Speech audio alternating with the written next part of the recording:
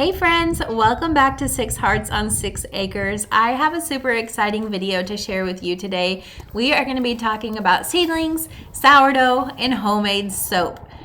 So it's finally the time of the year that I can bring these beautiful brassicas out of my basement and get them hardened off. These are my broccoli, cauliflower, cabbage, kale, also some lettuces and Brussels sprouts. And snapdragon seedlings and my celery as well. So the whole purpose of hardening these plants off is that they were grown in my basement, which is temperature controlled. They have a light setup, but it's not anywhere near as strong as the sun. They have a fan, but it's not anywhere close to the harsh winds that we get here in Southwest Missouri.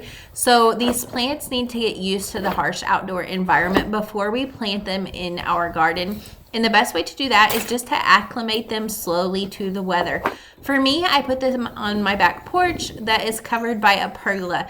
They're gonna get morning sun. They're gonna get a less strong afternoon sun, but they are gonna have nice access to that blowing wind and just the nighttime swing temperatures. And I'm gonna let them sit here for about 2 to 3 days before I move them into my garden. I also want to take a quick minute to say thank you to Grub Terra. They sent me these dried black soldier fly larvae to feed to my chickens, and they absolutely love them.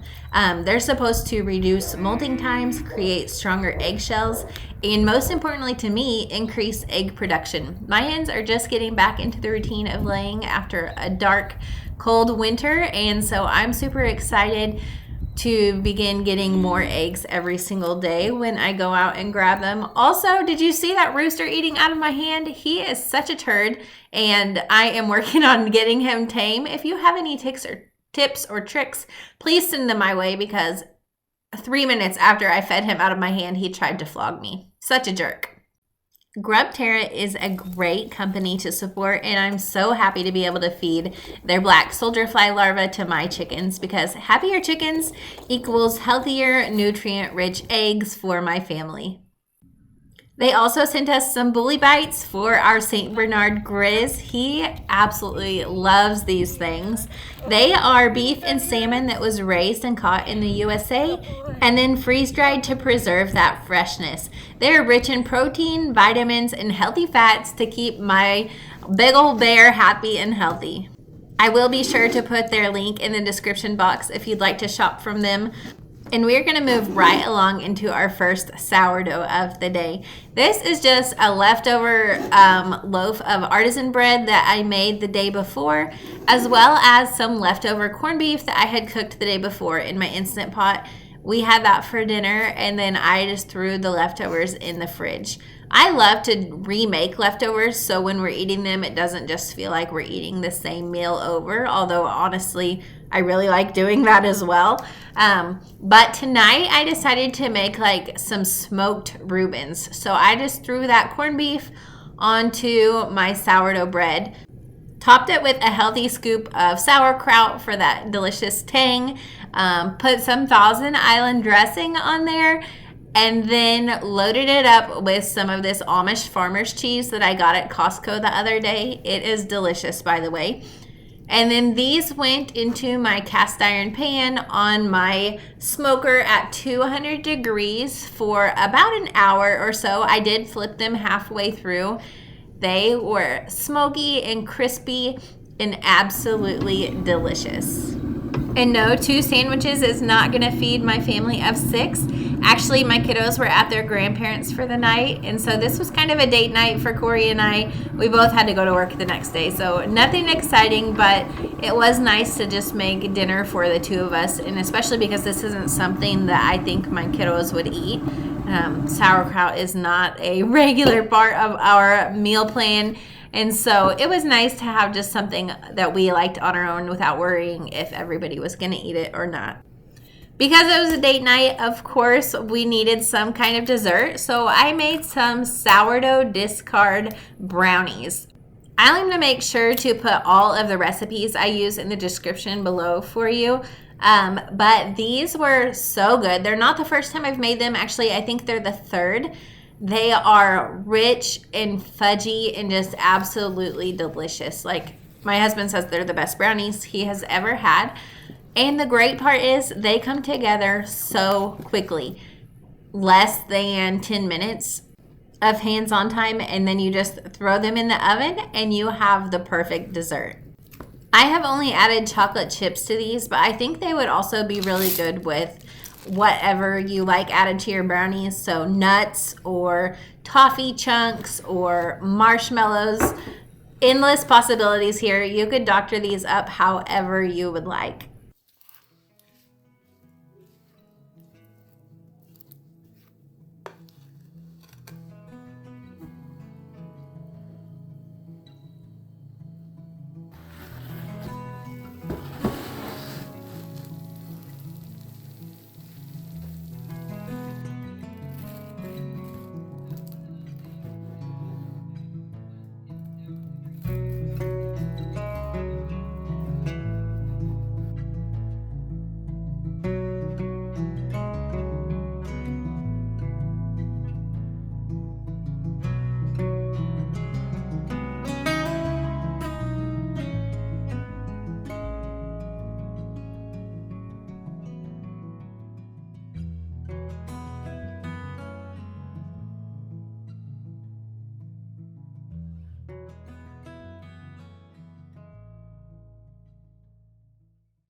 Before I went to bed this night, I fed Eve my sourdough starter, and it is now the next day, and I am ready to get going on dinner, even though it's the morning. You do have to plan ahead when you are using sourdough for your meals. So I know this night that we are going to grill burgers, and I wanted to try out a new recipe for some hamburger buns. And let me just tell you right now, this is the only bun recipe I will ever use again. It was absolutely amazing. They were soft. They were not crumbly. They didn't fall apart. They were delicious. Every single person in my family loved them. And actually, my daughter even asked if she could just eat the leftovers plain as they were. This was a same day sourdough recipe, which was really nice as well. So I just mixed this up in the morning and let it ferment on my countertop. Shaped them into balls, let them rise, and baked them all in the matter of one day, which if you do sourdough, you know that most things typically take 2 days to finish. So this was really nice that I didn't have to prepare too far in advance. This recipe was written to make 6 hamburger buns, and so I thought about doubling it, but I decided not to since I'd never made this recipe before and I wasn't 100% sure if they would turn out. And I'm so glad that I didn't. I went ahead and turned it into 8 buns, even though the recipe was written for 6, thinking that I would just end up with smaller size buns and that would be totally fine. But actually, I ended up with 8 massive buns. So next time I make these, I feel completely comfortable going with even 10 or 12 buns. Threw in a quick little video here for you guys to enjoy of my cows just frolicking around in the field and playing. And now I am ready to go ahead and get started on some homemade lye soap. So I have wanted to make soap since last year. I have been growing and drying my calendula flowers because they're excellent to put in soap for your skin health. And last year I planted loofah gourd, and my plan was to use that loofah gourd and to use those calendula flowers, combine them all together, and make an amazing exfoliating soap. Well, I don't know if my plant died or if one of the kids actually pulled it out of the ground, but either way, I didn't end up with any loofah gourd this year, but I still had the itch to go ahead and make this soap. And so I went ahead and got started on it. I am growing loofah again this year to try again because I do think it would be a great addition. But this lye soap is super easy to make. If you read up on lye, it can sound like a really terrifying chemical to work with. But honestly, it wasn't bad. You do want to make sure that you're doing it in a well-ventilated area. I opened up all the windows in my kitchen, and you want to make sure and measure out your ingredients beforehand to the gram with a digital scale.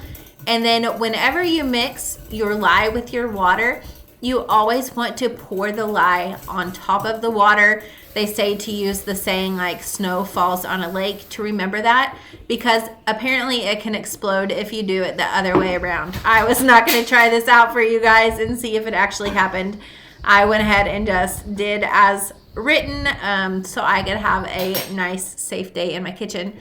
But this lye is just incredibly easy to make, like way easier than I was expecting. So all you do is you make that lye water solution. It gets really hot. It heats up to over 200 degrees just on its own. And so I wanted to cool it off fairly quickly, so I put it into that bowl of cold water. And then I'm ready to heat my fats and get them melted down. So you can use any fat you like. Some people do tallow, some people do lard. I didn't have either of those things, so I went with some shea butter and coconut oil, things that I already had in my kitchen. This is my second batch of soap, and the first batch I did the exact same way. But soap has to cure for 6 weeks, so you have to have some patience there. I haven't even got to use my first batch yet, but it does smell amazing and feel super soft to my hands when you have to wash it off. I'm so excited to get to use those. I like to set up like a double boiler to melt my fats down. Just put some water in my pot and then put my fat into a glass bowl and set that on top and just let the boiling water create steam that melts that fat. And while that's going on, I'm doing double duty over here and doing my stretch and folds on my hamburger bun sourdough recipe. Now, it did say, actually, I think it said to knead this dough. I did not. I just did the stretch and folds, and I think I gave it 2 sets of stretch and folds, not the typical 4, just because of time constraints and things that were going on. I don't have a soap mold, so I have found the best way to do this is just to put a Walmart bag in a bread pan and pour the soap into there. It works pretty well. I'm going with an orange vanilla bean scent for this soap, so I just split my vanilla bean in half and got the seeds out of there so that when it is time to add the scents in the leaves and the beans, I have everything ready to go. Now that my lye water has cooled down, I can go ahead and stir it into my melted fats. You do this fairly quickly. You do want to make sure and be wearing gloves in this process so that you don't splash any of that lye water onto your skin, as it's very caustic. And then you just use your immersion blender until you get what they call a trace. So this takes 2 to 5 minutes. And I'm also going to go ahead and add in my turmeric. That is really great for skin, but also I'm just using it for coloring because I am making orange scented soap. I wanted it to be just lightly orange colored. And I'm going to go ahead and add my orange essential oils in at this point as well. So my soap is not up to trace yet. I'm just going to keep on blending that until we get there. And this is what you're looking for. So trace means that when you run your blender through it or add a drop on there, you can see where it was at. It's still very much a liquid soap at this point. So now is when I'm done using my immersion blender so I can add in the things that I don't want to be blended up. I am adding my calendula leaves and my vanilla beans, and I'm just going to mix them in really well. Calendula leaves contain carotenoids that are an antioxidant. They're supposed to help your skin cells regenerate and have anti-inflammatory properties, and are overall just really great for your skin. Plus, as an added bonus, they make the soap really pretty. This is a hobby that I hope to continue working with. I have really enjoyed it so far, and I want to make so many different scents and colors and just really play around with it, but also like how many bars does one family need of soap? And so I'm trying not to go crazy. I am going to give these out as Easter gifts to my kiddos' teachers this year though, so I have an excuse to make some more soap right now. I am topping these just for looks with some more of those calendula leaves, and I am going to be planting those this week in my grow station to make sure that I have plenty to keep adding them to all of my bars of soap. My bun dough has doubled now, and the bulk fermentation process is finished, so I am just getting these out and getting them shaped into hamburger buns. Like I said, this recipe called for 6 buns. I decided to make it 8. And I think that I very easily could have went with 10 or 12. So that's what I'm going to do next time. I think, and I haven't tried it out yet, but I do think that these would freeze really well. They just seem to be a really nice consistency. The dough was not sticky and they were really easy to work with. So I'm super excited to have found this recipe, and I'm going to make sure and keep it and use it from now on. I think that it would make excellent hot dog buns as well. Like I said, I haven't done that yet, but I do plan to try that out soon. Once I got all of these made, I just threw a light towel on top of them and just let them hang out on my counter for another 3 hours so that they could rise and double again and get nice and soft and fluffy, exactly how you want a hamburger bun to be. I decided with this soap, for time's sake, I was going to experiment with letting it set in my fridge. So this is the second batch of soap I made. The first batch I wrapped in a blanket and just put it in my basement for 24 hours and let it completely cool that way, and then cut into it. With this soap, I decided I was going to be impatient, and I just put it in my fridge and let it cool quickly that way.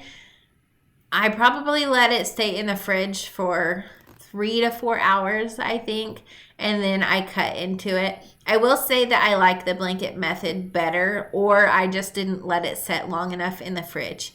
It was still very solid, but it was more wet to the touch and just kind of stickier on your hands to work with. So from now on, when I make this, I'm going to be just wrapping it in a blanket and setting it out of the way and letting it cool that way. Now, this soap is definitely not an instant gratification kind of thing. It has to sit and cure for 6 weeks. It goes through a process called saponification, where that lye and fat turn into a really nice soap for your skin. We're jumping right back to those buns. You can tell they have risen really nicely, how nice and fluffy they are. I am just topping them with an egg wash, and then a few special ones got topped with some sesame seeds because apparently I was out and did not realize. And so I just topped those with some sesame seeds and threw them in the oven. They baked for, I think, 25 minutes. Like I said, I'll be sure to put the exact recipe in the description box below. I wanted to kind of fancy these burgers up for dinner tonight, and one of our favorite burgers at Red Robin has like candied bacon and caramelized onions on it, so that is what we decided to do for dinner tonight. To candy this bacon, all you do is just lay it out on a tray and then lightly top it with some brown sugar. I like to bake my bacon, so that's the process that I cook it by. I'm sure this would work in a skillet as well if that's how you cook your bacon. Baking it in the oven, though, is mess-free, and so that's the way that I like to go. It usually takes like 15-ish minutes at 350 degrees. I just patted up some of our hamburger from a cow that we processed and seasoned it up nicely and threw it on my smoker at 200 degrees. And then, of course, when you have cheeseburgers, you need French fries to go with it. So I got to work on those. The fastest way to make French fries for my family is just to chop them into the fry shape, get them seasoned up, and then put them on a baking sheet and bake them at 425 until they are nice and crispy. We make these quite a bit, sometimes in fry shapes, sometimes in wedge shapes, but French fries really go great with all different kinds of meals. We love to have it with our grilled chicken and anything really that we throw on the grill. French fries are often something that I make with it, and we don't feel guilty about eating these. I use avocado oil, and like I said, they're baked, so they are nothing like fast food French fries that you get at McDonald's. Plus, in my opinion, they taste way better. At the same time, I also have some onions caramelizing in my cast iron skillet beside there.